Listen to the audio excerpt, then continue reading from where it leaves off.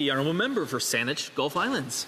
Thank you, Mr. Speaker. I rise tonight at adjournment proceedings to pursue a question I asked the Minister of Finance back in December. It was December 4th of 2025 when I asked the Minister of Finance if, given that what was committed in the budget, it was at page 348 in the budget, very clearly states that a component of carbon capture, utilization, and storage, known as enhanced oil recovery, would not qualify for investment tax credits.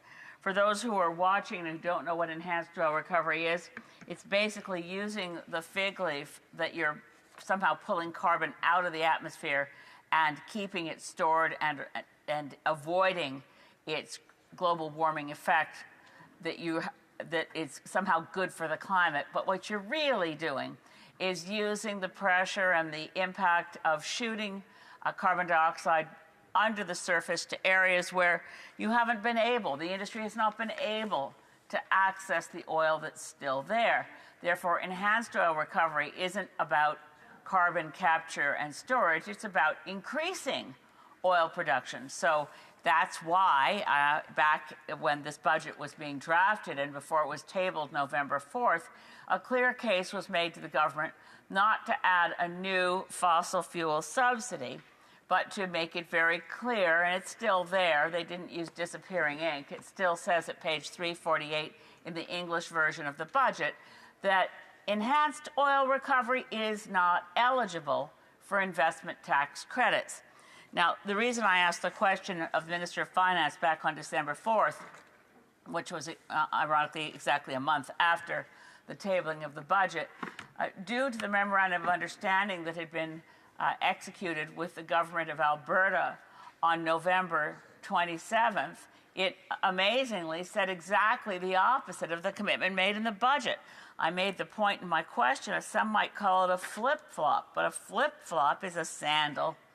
And this is a betrayal, because in the agreement with Danielle Smith of Alberta, the government of Canada committed to provide exactly the subsidy they said they wouldn't provide on page 348 of the budget. So my question was a financial question. My question was, we already had a quite stunning bottom line number in this budget for the extent of the deficit, a $78 billion deficit. But when you throw more money at subsidies, what you're doing is increasing your deficit because you're adding to what government is spending more than what government receives. Now, the Green Party has a very good record on this subject of deficits and trying to strike balance. Of all the parties in the last federal election, we submitted more proposals to the Parliamentary Budget Office for review than any other party, and we provided chapter and verse how the government could bring in more revenue and pay down the deficit faster without austerity, without cuts, without depriving our social safety net of the resources it needs to expand and to provide for the needs of Canadians. So in that, Mr. Speaker, these studies are still on the Parliamentary Budget Office website, should anyone want to check out how much money we'd raise with a financial transaction tax, how much money we'd raise with a wealth tax, how much we could get if we put Canada first and stopped allowing the Canada Pension Plan Investment Board to take Canada Pension Plan money and invest it in other countries. Well, Mr. Speaker, I didn't get an answer that day. The Minister of Environment rose. She didn't give me an answer. So what is the deficit now that they've betrayed the promise on enhanced oil recovery? The Honourable Parliament Secretary, the Minister of Housing. Thank you, Mr. Speaker, and I want to thank my colleague for her question and bringing up this issue. The world is changing rapidly. The United States, the world's largest economy and Canada's main economic partner, is fundamentally reshaping all of its trading relationships. To say that it's causing disruption for Canada is an understatement. This is not an economic transition. It's a generational shift. It's a rupture. Sitting back and thinking about the good old days is not a strategy. We need to transform our economy from one that is reliant on a single trading partner to one that is stronger, more independent, and resilient to global shocks. This is why we've removed federal barriers to internal trade so that we can be our own best customer. This is why we passed legislation to fast-track the approvals of nation-building projects, a key to diversify our economy and fulfill our potential as an energy superpower. We are a resource-rich country. Critical minerals, clean and conventional power, and a world-class agri-food industry. So let's be clear. Canada has what the world needs, and we need to secure our place in the new global economy. In November, our government struck a new partnership with the province of Alberta to lower emissions, unlock our natural resources, and build a stronger and more sustainable economy. It will enable a clear and efficient approval process for a new pipeline, built and paid by the private sector, with Indigenous peoples' co-ownership and benefits. The pipeline will bring Canadian oil to new Asian markets.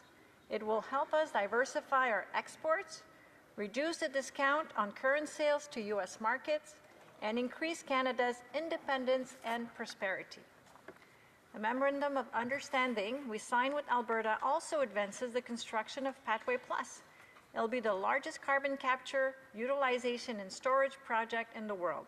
It matters, Mr. Speaker, because energy doesn't only have to be low cost, it also needs to be low carbon.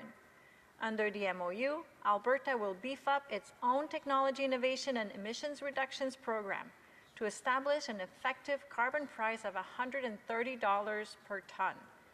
This is an accomplishment. This will help send a clear signal to industry that emitting carbon is costly and therefore make carbon capture, utilization, and storage more attractive.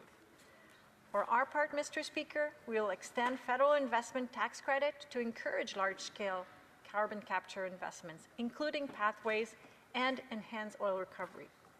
Pathways will make Alberta oil among the lowest carbon intensity produced barrels of oil in the world. As for enhanced oil recovery, it is a plus for carbon capture and storage. It generates demand and revenue for captured CO2, and therefore it helps to scale up and attract carbon capture projects, all while storing the captured CO2 so it's not released into the atmosphere. Canada can be and will be a superpower in both clean and conventional energy. Thank you, Mr. Speaker. The honourable member for Saanich, Gulf Islands. So there was 4 minutes without an answer. I asked the question, what's the deficit now? Because the government's increased throwing money at big oil. I didn't get an answer. I was told a number of things that aren't true, that somehow the Memorandum of Understanding with Alberta had something to do with diversifying trade in Canada. With a barrel of Western Texas Intermediate selling at less than $60 a barrel, and you can't make money out of bitumen in northern Alberta unless it's selling for $80 a barrel. There's not a market for bitumen, and there certainly isn't going to be carbon captured through the Pathways project, because the only thing that carbon capture and storage has ever been proved to capture is government money all around the world. We have to be serious about what we want to be if we're going to be a serious economy and we're going to look at a new world order. And step one, put Canada first. Stop taking Canada pension plan money and spending it in other countries. Start putting Canada first. Put in strategic reserves for our natural resources. The Honourable Parliamentary Secretary, the Minister of Housing. Thank you, Mr. Speaker. And this is exactly what we're doing, putting Canada first and building Canada strong.